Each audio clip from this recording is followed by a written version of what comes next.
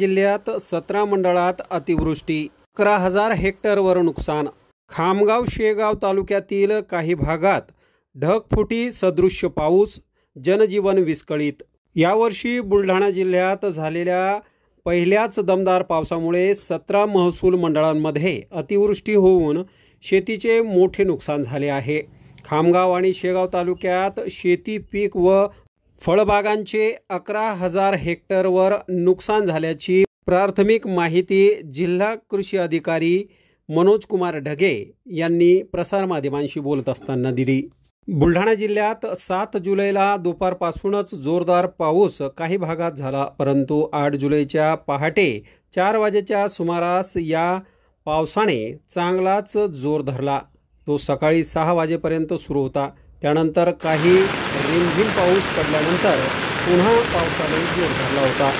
या अतिवृष्टीमुळे मुख्य खामगाव आणि शेगाव तालुक्यातील 138 गावातील 15,075 शेतकरी बाधित झाले आहेत. परिणामी घाटाखालील मोताळा, खामगाव, नांदुरा आणि शेगाव तालुक्यातील नदी नाल्यांना पूर आला व जनजीवन विस्कळीत झाले होते. एकट्या खामगाव तालुक्यात 24 तासात 91.9 मिलीमीटर एवढ्या पावसाची नोंद झाली.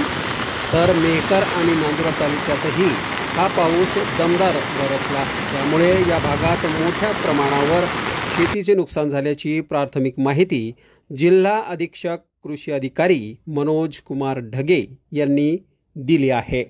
आपला बुलढाणा जिल्ह्याचं खरीप हंगामाचं जे क्षेत्र आहे ते 7,35,000 हेक्टर इतकं आहे आणि आजपर्यंत 7,10,000 हेक्टर म्हणजे जवळपास 97% क्षेत्रावर जे आहे ते पेरणी झालेली आहे.